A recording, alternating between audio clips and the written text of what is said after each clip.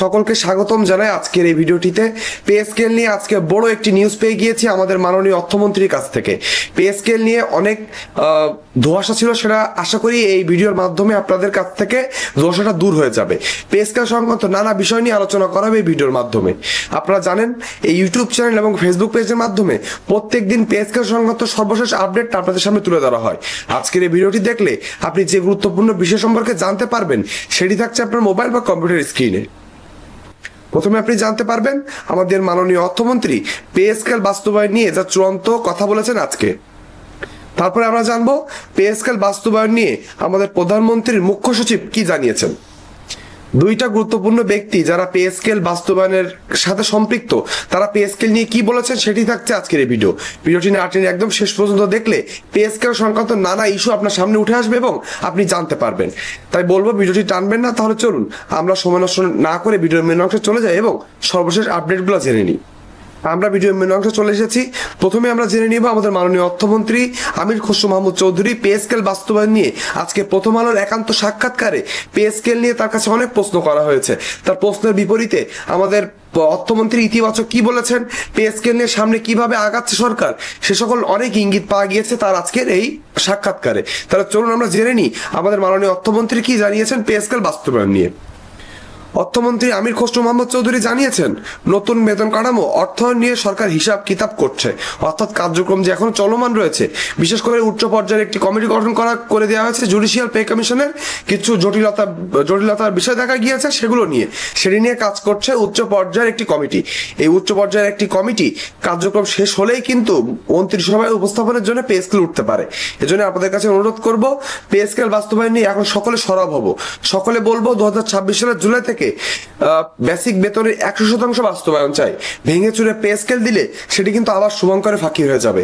আমি কিন্তু আগে আপনাদেরকে বলেছি, এই 2 দিন ধরে আমি আমার ভিডিওতে জানাচ্ছি যে পে স্কেল কিন্তু 4 ধাপে 2 অর্থ বছরে বাস্তবায়নের একটি ইঙ্গিত দেখা যাচ্ছে। আপনারা আমার কথা হয়তো বিশ্বাস করছেন না। আজকের এই কথাটা শুনলে বা দেখলে, এই পুরো নিউজটা দেখলে আপনারা একটু হলেও আরো আশ্বস্ত হবেন যে পে স্কেল কিন্তু ভেঙে ভেঙে দেওয়ার দিকে সরকার যেতে পারে। এজন্য আপনার কাছে আরেকবার অনুরোধ করব, সকলে একযোগে আমরা কমেন্ট বক্সে লিখে জানাবো সরকারি চাকরিজীবীদের এক দফা এক দাবি 2026 সালের জুলাই থেকে পে স্কেল 100% বাস্তবায়ন করতে হবে বেসিকের, এবং সর্বনিম্ন বেতন 20,000 টাকা রাখতে হবে। আপনি যদি আমার সাথে একমত হয়ে থাকেন, চুপ থাকবেন না। আপনি আপনার সামাজিক যোগাযোগ মাধ্যম হোক, আমার ইউটিউব চ্যানেলের কমেন্ট হোক, ফেসবুক পেজের কমেন্ট হোক, সব জায়গায় লিখে তাই জানাবেন আমার সাথে একাত্মতা পোষণ করছেন কিনা। বলা হয়েছে পে স্কেলের অর্থ একসঙ্গে দেওয়া হবে কিনা এই বিষয়ে তিনি স্পষ্ট বলেছেন, এটা আমরা একসঙ্গে দিতে পারছি না। এটা আপনি বুঝতে পেরেছেন, পে স্কেল একসঙ্গে দেওয়া হচ্ছে না। আপনি বলতে পারেন ভাই পে স্কেল তো একসাথে দেওয়া হচ্ছে না, আমরা অনেক আগে থেকে জানি 2 ধাপে বাস্তবায়ন করা হবে 2 অর্থ বছরে। না, এমনটা কিন্তু হচ্ছে না, এমনই কিন্তু আজকে ইঙ্গিত পাওয়া গিয়েছে। বলা হয়েছে এরপর 2 বারে দেওয়ার বিষয়ে প্রশ্ন করা হলে অর্থমন্ত্রী বলেন 2 বার না, এটা নিয়ে কাজ করছি, হিসাব কিতাব চলছে। এটাই হচ্ছে সব থেকে গুরুত্বপূর্ণ বিষয়। অর্থাৎ প্রথম আলোর যে সাংবাদিক তার কাছে প্রশ্ন করে যে স্যার তারা 2 ধাপে বাস্তবায়ন, একবারে তো দিতে পারছি না, 2 ধাপে বাস্তবায়ন হচ্ছে। তিনি বলছেন না, 2 ধাপে না। তার মানে 1 ধাপে না, 2 ধাপে না, অবশ্যই 3 না 4 ধাপে। আপনি হয়তো বলতে পারেন যে ভাই আপনি তো একদিন আগে আমাদেরকে বলেছেন 4 ধাপে, আমরা আপনাকে গালাগালি করেছি যে না, কোনোভাবে 4 ধাপে বাস্তবায়ন হবে না, 2 ধাপে বাস্তবায়ন হবে। কিন্তু আপনি দেখতে পাচ্ছেন আস্তে আস্তে সুর বদলাচ্ছে। আশা করি, আমি কোনোভাবে চাই না সরকারি চাকরিজীবীদের বেতন ভেঙে ভেঙে দেওয়া হোক। আমি আপনার সাথে একমত, 100% বেসিক বাস্তবায়ন করতে হবে প্রথম ধাপে। আর অন্য কোনো কথা সরকারি চাকরিজীবীরা মানবে না। সেজন্য আমাদেরকে, আমি যেরকম কথা বলছি আপনাদেরকে এমন কথা বলতে হবে, কমেন্ট বক্সে লিখে জানাতে হবে। তিনি জানান, বিশাল আমদানির কারণে রাজস্ব স্পেস অনেক কমে গেছে, তাই সরকার ইচ্ছা থাকলেও একসঙ্গে পুরো অর্থ দেওয়া সম্ভব হচ্ছে না। সেটা আমরা ইতিমধ্যে জেনে গেছি। সরকারের অর্থনৈতিক অবস্থা একটু ভঙ্গুর অবস্থায় রয়েছে। অর্থমন্ত্রীর ভাষায়, ইচ্ছে থাকলেও তো একসঙ্গে দিতে পারছি না। তিনি বলেছেন আমাদের ইচ্ছে রয়েছে কিন্তু আমরা একসঙ্গে দিতে পারছি না, আমাদের সীমাবদ্ধতার কারণে এবং অর্থনৈতিক সীমাবদ্ধতার কারণে।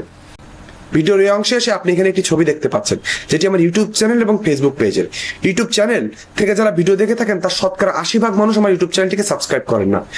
অসুস্থ শরীর নিয়েও আমি কোনোদিনও বাদ দিই না পে স্কেল নিয়ে একটা নিউজ হলেও আপনাদের সাথে শেয়ার করতে। আমি জানি আমার অনেক সাবস্ক্রাইবার, প্রায় 35,000-এর উপরে, যারা অধীর আগ্রহে বসে থাকেন যে একটা ভিডিও 70 অথেন্টিক নিউজ আসবে ভাইয়ের কাছ থেকে, আমি জানতে পারবো। এজন্য আমি চেষ্টা করি যাই হয়ে যাক না কেন আপনাদেরকে একটা নিউজ বা পুরো দিনের পে স্কেল সংক্রান্ত নিউজ আপনাদের সামনে তুলে ধরা। সেটি যদি চান যে এই একটা ইউটিউব চ্যানেলের মাধ্যমে সত্য নিউজগুলো আপনার কাছে পৌঁছে যাক, আমার ইউটিউব চ্যানেলটি সাবস্ক্রাইব করে দিতে ভুলবেন না। যারা পুরনো দেখেন কিন্তু এখনো সাবস্ক্রাইব করা হয়নি, আপনাদের কাছে অনুরোধ করব অবশ্যই সাবস্ক্রাইব করে দিবেন। অন্যদিকে আরেকটি ছবি রয়েছে যেটা আমার ফেসবুক পেজ, গ্রুপ, পোস্ট বা রিলস থেকে যারা পে স্কেল সংক্রান্ত তথ্য ফেসবুকে সবার আগে পেতে চান, সত্য অথেন্টিক নিউজটি পেতে চান, যেহেতু ফেসবুকে অনেক গুজব রটায়, সত্য অথেন্টিক নিউজ পেতে আমার ফেসবুক পেজটি ফলো করে দিতে ভুলবেন না। ফেসবুক পেজটি ফলো করে দিলে কি হবে, আমি যখনই কোনো সত্য অথেন্টিক নিউজ আপলোড করব সেটি সবার আগে আপনার সামনে চলে যাবে। পে স্কেল অর্থায়ন নিয়ে সরকার কিভাবে আগাবে এ বিষয়ে হিসাব নিকাশও কাজ চলছে, এটাই তার বক্তব্যে স্পষ্ট। অর্থাৎ অর্থমন্ত্রীর কাছে যখন বারবার প্রশ্ন করা হচ্ছিল যে আপনি দুই অর্থ বছর দিবেন, তিনি যখন বলেছেন না দুইবারে না, তিনি আরো ভাবছেন, হিসাব নিকাশ চলছে, তখন কিন্তু তাকে বলা হয়েছে যে আপনি পে স্কেল তাহলে কবে নাগাদ পেতে পারে, তখন কিন্তু তিনি বলেছেন যে হিসাব নিকাশ চলছে, সরকার খুব তাড়াতাড়ি পে স্কেল বাস্তবায়ন নিয়ে যখনই কোনো চূড়ান্ত রূপরেখায় পৌঁছাবে সরকার কিন্তু সকলের সামনে এসে এটি বলবে। এবং আমরা ইতিমধ্যে জানি মন্ত্রিসভার অনুমোদনের পরে কিন্তু এটি গ্যাজেট হওয়ার সম্ভাবনা দেখা গিয়েছে বলে আমরা জানতে পেরেছি। পাশাপাশি তিনি বলেছেন কর সংগ্রহ বাড়ানোর উদ্যোগ নেওয়া হচ্ছে, কর জিডিপি অনুপাত কম থাকলেও রাজস্ব আদায় বাড়ানোর ক্ষেত্রে ইতিবাচক লক্ষণ দেখা যাচ্ছে বলে তিনি মনে করেন। অর্থমন্ত্রী আরো জানিয়েছেন সরকারকে সবসময় ব্যাংক খাত থেকে ঋণ নিতে হলে বেসরকারি খাত ক্ষতিগ্রস্ত হতে পারে, তাই ঋণের মাধ্যমে অর্থায়নের ক্ষেত্রে বিকল্প উপায়ে যাওয়ার পরিকল্পনা করছে। তিনি এ পর্যন্ত যা জানিয়ে দিয়েছেন সেটা আপনাদেরকে স্পষ্ট করে জানিয়ে দিই, সেটা হলো তিনি বলেছেন যে পে স্কেল নিয়ে এখনো চূড়ান্ত কোনো রূপরেখায় সরকার পৌঁছাতে পারে না, কেননা মন্ত্রিসভার অনুমোদনের পরে কিন্তু এটি গ্যাজেট আকারে প্রকাশ হবে। তার আগে যে যাই বলুক না কেন সেটা কিন্তু চূড়ান্ত না। হ্যাঁ, খসড়া হতে পারে।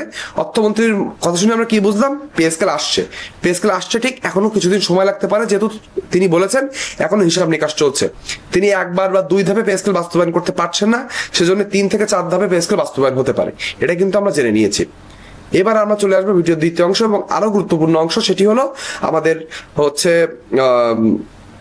আমাদের প্রধানমন্ত্রীর মুখ্য সচিব ABM আব্দুস সাত্তারের কাছে সরকারি কর্মকর্তা কর্মচারীদের প্রতিনিধি দল গিয়েছিলেন, যেখানে আমাদের পরম শ্রদ্ধেয় মালিক ভাইও ছিলেন। তার সংগঠনকে সাথে করে নিয়ে তিনি প্রধানমন্ত্রীর সাথে সাক্ষাৎ করবেন, তার জন্য কিন্তু আমাদের প্রধানমন্ত্রীর মুখ্য সচিবের সাথে দেখা করেছেন এবং পে স্কেল নিয়ে যতটুকু বলা দরকার সরকারের কাছে পৌঁছে দেওয়া দরকার তিনি ততটুকু বলেছেন। তার প্রতি উত্তরে আমাদের প্রধানমন্ত্রীর মুখ্য সচিব কি জানিয়েছেন সেটি নিয়ে থাকছে এই অংশ। নবম জাতীয় পে স্কেল বাস্তবায়ন নিয়ে প্রধানমন্ত্রীর মুখ্য সচিব ABM আব্দুস সাত্তার সরকারি কর্মকর্তা কর্মচারীদের প্রতিনিধিদের আশ্বস্ত করেছেন। রোববার 23 আগস্ট সচিবালয় তার দপ্তরে বাংলাদেশ সরকারি কর্মকর্তা কর্মচারী কল্যাণ সমিতির প্রতিনিধি দলের সঙ্গে সাক্ষাৎকারে তিনি কথা বলেন।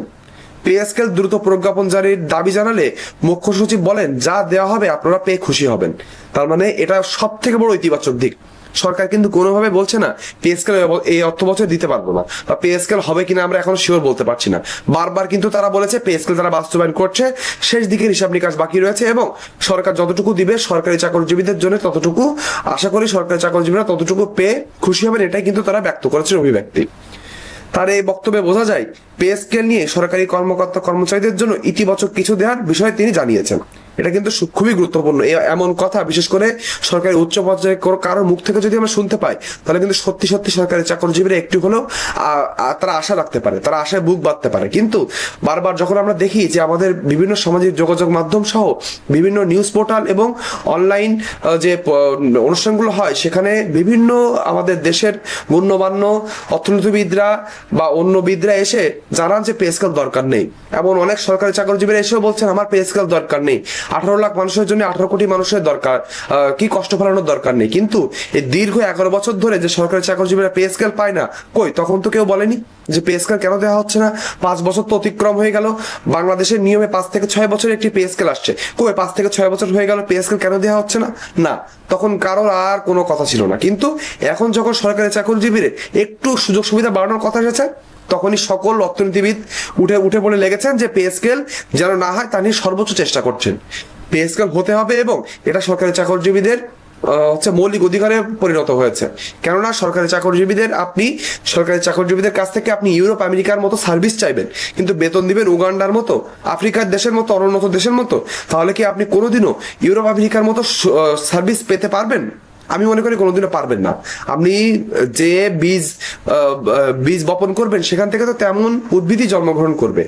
যত ভালো বীজ হবে, যত পরিচর্যা আপনি করবেন, সেখান থেকে তত ভালো ফল পাবেন। এজন্য বলবো সরকারি চাকরিজীবীদের এই যে অর্থনৈতিক দুর্দশা রয়েছে, এখান থেকে যদি সরকারি চাকরিজীবীদেরকে টেনে বাইরে আনা না যায়, তাহলে কিন্তু সরকারি এই অবকাঠামো কিন্তু আস্তে আস্তে ভঙ্গুর হয়ে যাবে।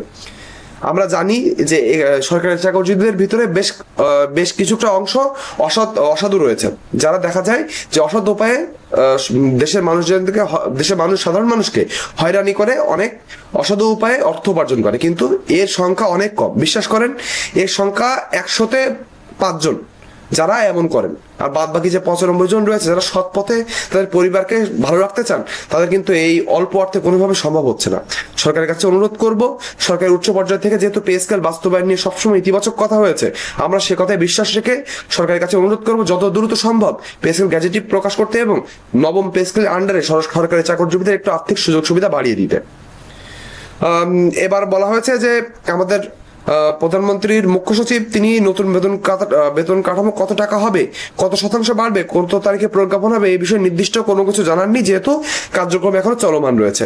প্রতিনিধি দল দীর্ঘদিন ধরে নতুন বেতন কাঠামোর অপেক্ষা দ্রব্যমূল্য বৃদ্ধি ও জীবনযাত্রার ব্যয়ের চাপের বিষয়গুলো মুখ্য সচিবের কাছে তুলে ধরে। সংগঠনের পক্ষ থেকে প্রধানমন্ত্রীর সঙ্গে সাক্ষাতের আবেদনও মুখ্য সচিবের কাছে হস্তান্তর করা হয়। তার মানে আমরা বুঝতে পেরেছিলাম আমরা প্রধানমন্ত্রীর কাছে যে সাক্ষাৎ করতে যাচ্ছিলাম পে স্কেল নিয়ে, সেই কার্যক্রমটা আমরা করতে পেরেছি। আশা করি পে স্কেল নিয়ে সামনে ইতিবাচক দিন আসছে। পে স্কেল নিয়ে প্রত্যেক দিনের সত্য অথেন্টিক নিউজ পেতে আমার ইউটিউব চ্যানেলটি সাবস্ক্রাইব এবং আমার ফেসবুক পেজটি ফলো করে দিতে ভুলবেন না। পে স্কেল সংক্রান্ত সকল তথ্য আপনি এখানেই পেয়ে যাবেন। আজকে ভিডিওটি এই পর্যন্তই। সকলে ভালো থাকবেন, ধন্যবাদ।